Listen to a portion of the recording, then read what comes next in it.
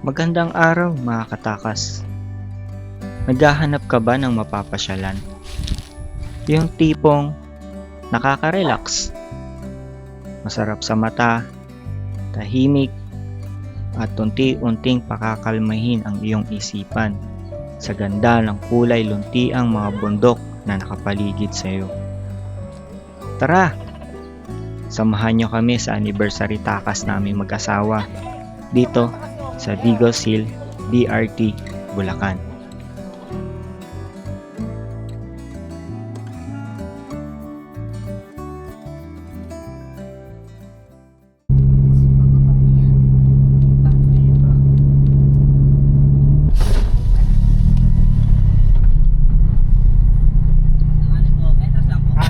Dator lang po. Dator. Sa Presidente Digos na. Digos. 50 of that. Ang entrance fee dito mga katakas ay 50 pesos per head. 150 pag gusto mo naman maligaw. Isa sa maganda dito ay libre yung kanilang parking area.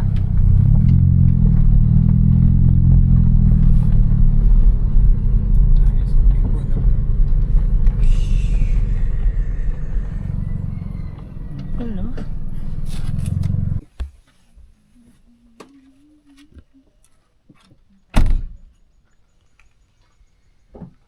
Kano kaya ito? Kaya nga, tanong-tanong.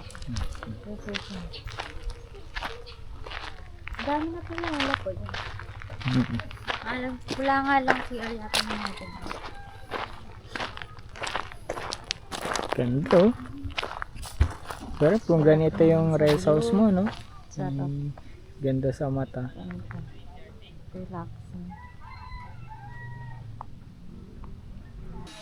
Mga katakas, magla-lunch muna kami dito dahil 12:30 na ng tanghali ngayon.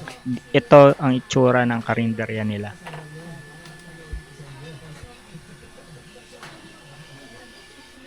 Meron sila ditong sizzling meals at silog meals.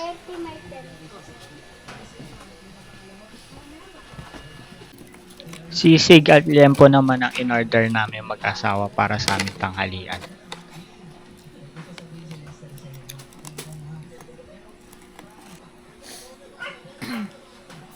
After nga namin kumain, naghanap naman kami ng lugar kung saan mata naman namin ang mabubusog. Karamihan ng pananim nila ngayon ay pinya. Parang nasa Tagaytay ka lang. Meron din sila ditong available na iced coffee mga katakas or yung mga milk-based na drinks na gusto ninyo.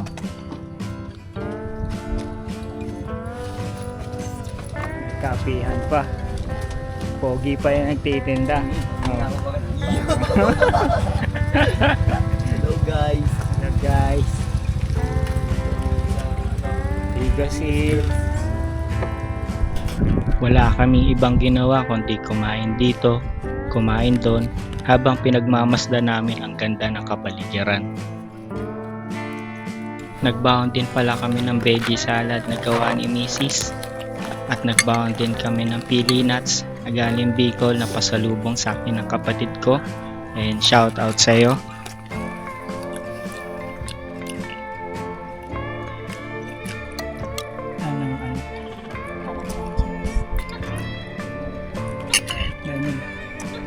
Lettuce. May konti pa dyan.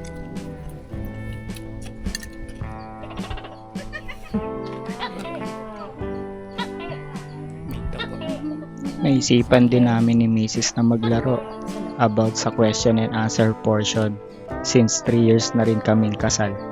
Game kami ni Mrs. after 3 years na kami mag-asawa. So may mga questions siya sa akin kung basta sagutin ko na lang kung ano yung mga question niya nang bukal sa aking puso at isipan. So, I'm behind the scene. Sige. Sige, first question. What's one thing you wish we did more often? Ito, yung ganito. Gawin. Yung adventure. Gusto. Alam mo yan, nare-relax natin yung sarili natin after ng work mo, gano'n. Quiet, chill day. Mayroon tayong one with nature. Kino-connect natin yung sarili natin sa nature. Tsaka marerelax ka sa ganda ng view na makikita natin. Yun, sana mas marami pa tayong adventure. Hindi lang tayo nakapag-adventure. Meron pa tayong me time sa isa't isa. So next question. How can I be a better partner to you? Better ka And naman. Wala akong masyadong maisip kasi sinusuporta mo naman ako sa mga bagay na ginagawa ko kahit na walang kabuluhan. Diba? Ito, pagbablog ko, kahit na walang kita, di ba? Sinusuporta mo pa rin ako. Maging mas matipid. Yun, yan pala. Siguro mas maging matipid lang. So next question. What are your hopes and dreams for our family? After 5 years anniversary natin, meron siguro tayong baby, may anak na tayo. Tapos, may business tayo. Yung finances natin, mas maganda na siya, di ba? Yung pagka nagkasakit tayo, nagpa-hospital tayo, hindi tayo makangamba kung saan tayo kukuha ng pera. Meron tayong magagastos. Tsaka savings. Yes. Yeah. So, what are your spiritual goals for our family and how we can achieve them together? Continue to serve the Lord and maging channel of blessing tayo sa ibang tao. Yan, sa mga mahal natin sa buhay, di ba? Tapos, yun, yung mga bagay na makapagpasaya sa Panginoon, mas magawa pa natin ang maayos at tama. Tsaka more devotion with family, syempre. Yan, yun pa yung kulang sa atin. Sana madala natin. More prayer, more souls na madala sa paanan ni Jesus. Yan. Next. How can we prioritize our marriage amidst our busy lives? Tinuturuan nga ni Lord, di ba? Na pag naging mag-asawa na kayo, ang mundo nyo, iisa na lang. So,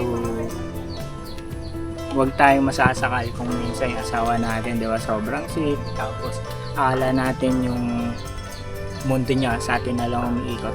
Which is, dapat naman talaga ganun. Dahil iisa na lang kayo. Dapat, ang mundo nyo,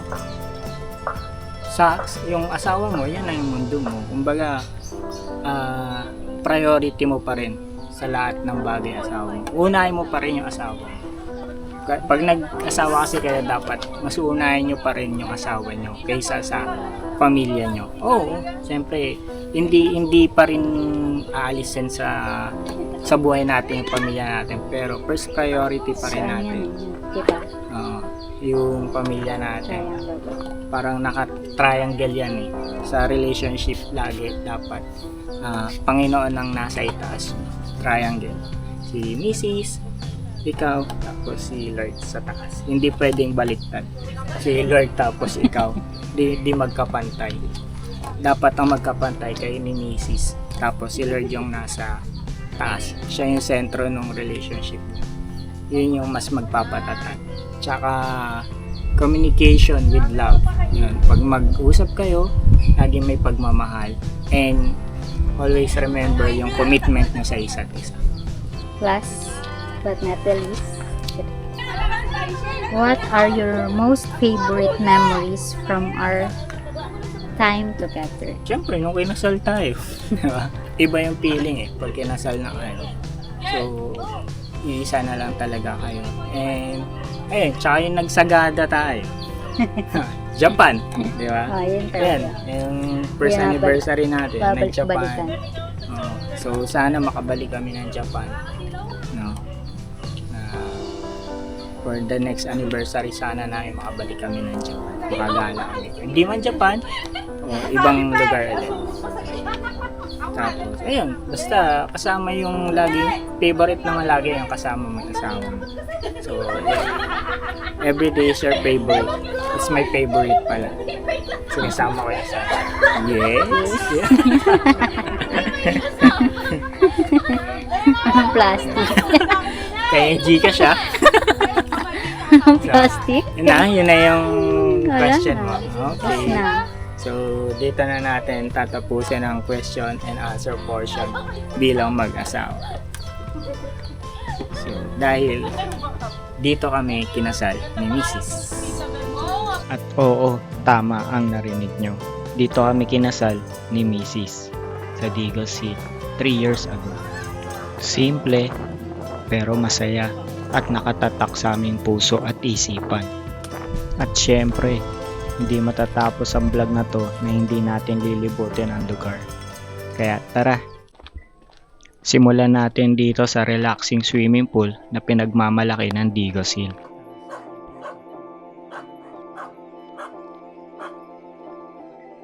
₱100 ang bayad just in case na gusto nyo mag-swimming dito ng morning. 1,000 naman ang bayad sa cottage.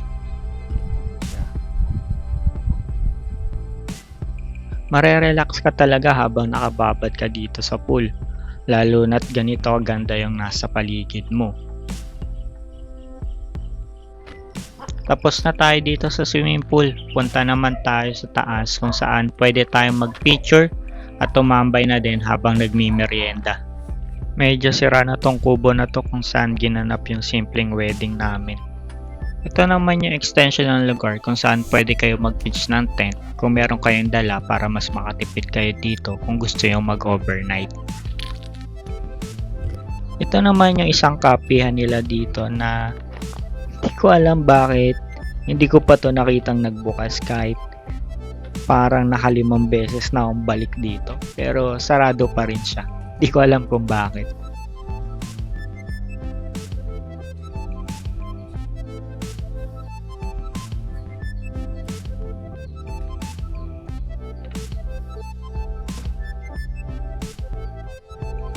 Casa de Miguelito ang tawag nila sa maliit na kubo na to. 2.5k ang rent, 4 PM to 8:30 AM. Tapos kung gusto nyo, 3 hours lang, ₱750 naman siya. Good for 4 packs. Dito naman yung duyan nila kung saan naglaro kami ni Mrs. At pwede rin kayong tumambay lalo na kung hapon or yung umaga. At pagmasdan syempre yung nakikita nyo mga bundok sa harapan natin. Meron din silang ginawa dito na heart shape para sa mga magjawa na gustong magpicture.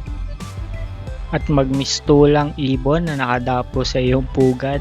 At di lang isa, dalawa pa na para bang meron kang kapitbahay.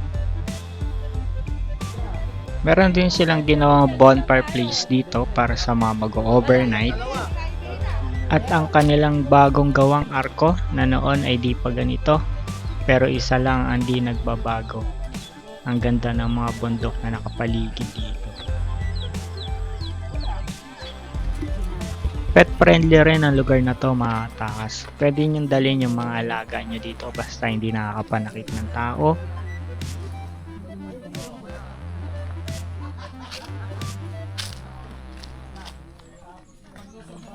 Ganitong oras ay masarap din tumambay dito at uminom ng paborito mong coffee or iced coffee and even milk tea habang naipagkwentuhan ka naman sa taong gusto mo or sa girlfriend mo or asawa mo.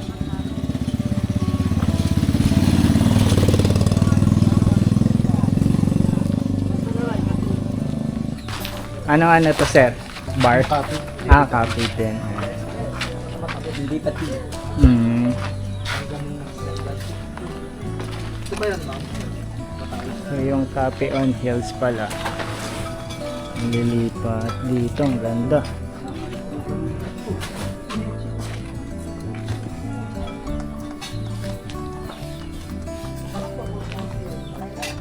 Kung naghahanap naman kayo ng tusok-tusok, ay meron din dito yan.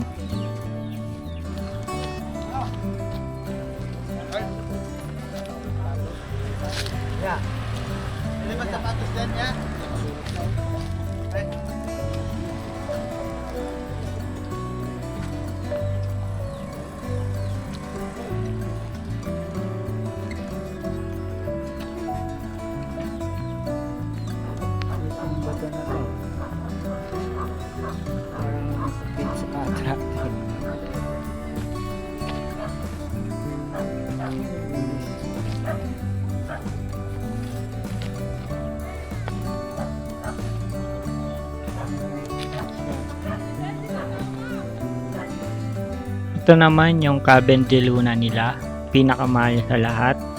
Good for couple and family, 8 packs capacity, may kitchen and grill, may sariling CR, at may free wifi din. Ang price naman niya ay 5K 4 PM to 8:30 AM.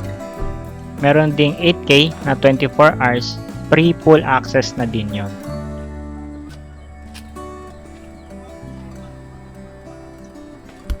And then, ito yung kitchen nila. Dito pwede magluto.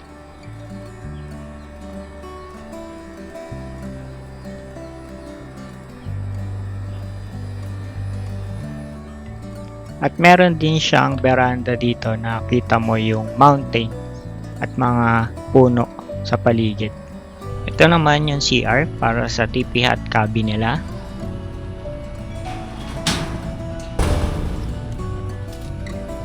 Ano lang, basic na CR lang. Ito naman yung TP hot cabin nila. May complete beddings, 2 packs capacity, electric fan lang, and may outlet naman for charge, balcony, and common CR. Ang price nito is 1,000 4 PM to 8:30 AM, 2,000 for 24 hours with full access. Yung may CR. May CR na. Ito, mga 1,000. Yan, may common CR. Mura na siya. May iba 3,500. Ito naman yung Casa de Amadora, family cabin din, 2 bedroom, air condition, 8 packs capacity, balcony, and 2 comfort room. Same price siya ng cabin de luna. Pero parang pinipinish pa nila yung cabin na to. Hindi pa siya fully furnished. Meron din siyang balcony dito sa labas.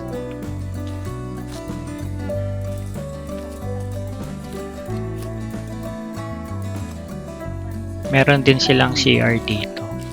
Alam nyo, isa sa napansin ko mga katakas dito sa Digos Hill, lahat ng places nila, meron silang nilagay na comfort room or CR. Isa sa maganda yun, 'di ba? Hindi magagawan yung mga guests nila sa CR. Ang ganda sana nitong bahay na to or rest house na to. Kaso nga lang, parang napabayaan nila. Pero ang ganda nyo kung titignan nyo. 'Di ba? Sayang to. Sana magawa pa nila. Maayos pa nila. Itong place naman na to mga katakas, ang nakita kong pinakamagandang magtayo ng tent or mag-pitch ng tent. And itong Digos Hill ay nagpaparent din sila ng tent na 3 to 4 packs, 800 with bed na yon, and waterproof yung tent. At pag mag-pitch naman ng tent dito, ang bayad ay 100 pesos per tent.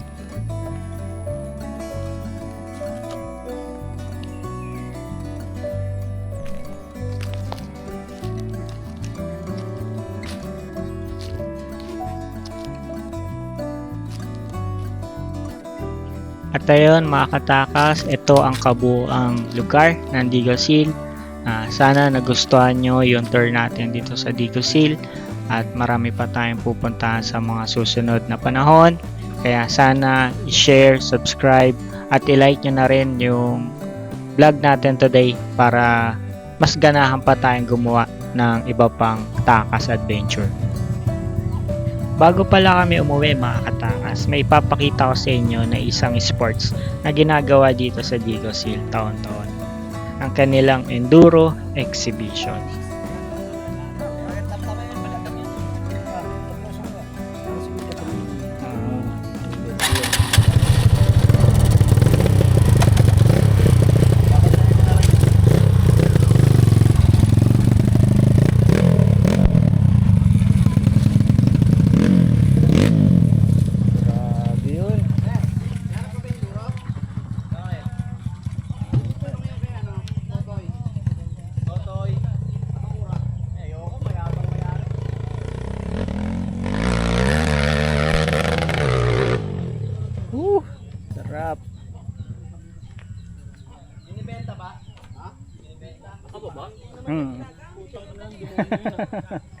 Sana hinayin sir. Naglalaro talaga dito yan. Lalo lang po kayo ng kutit. Diyan dadaan. Dadaan na siya? Babalik. Bumalik yun. Ahon.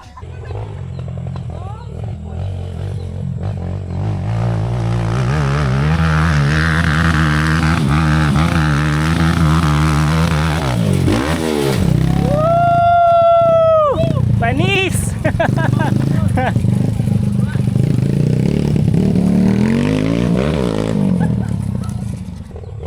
Second time around.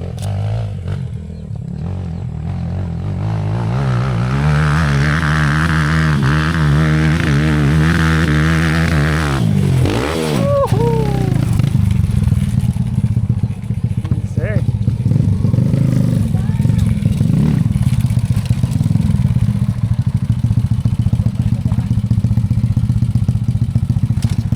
Grabe yan, oh.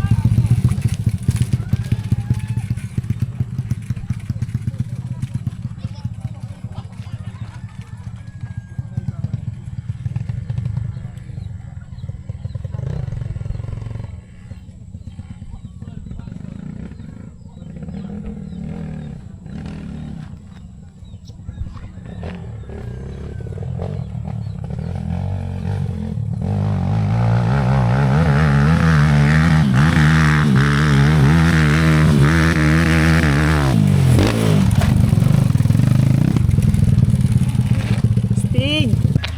Pangalan mo, sir? JG. J. Jeff, sir. Add na lang kita sa Facebook. Send ko sa'yo, sir, yung ano, kuha. Madulas eh. Sir JJ. Nag-drive ng enduro. Naglaro siya. Ayan. So, sa mga kilalang sports dito sa Digos Hill. Ayan.